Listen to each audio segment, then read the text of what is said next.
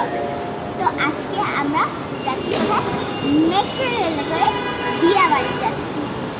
আর চলেন দেখে যাই।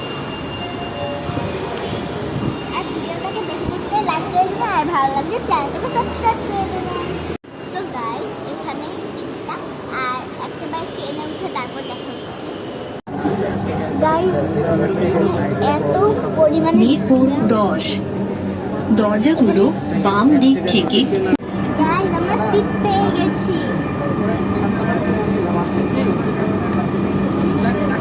আমরা চলে এসেছি।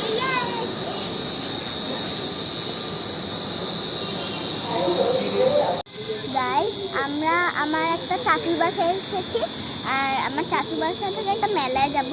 তো মেলায় গিয়ে দেখা হচ্ছে। তো আমরা মেলায় চলে এসেছি। তো সামনে যাই, দেখি কি আছে।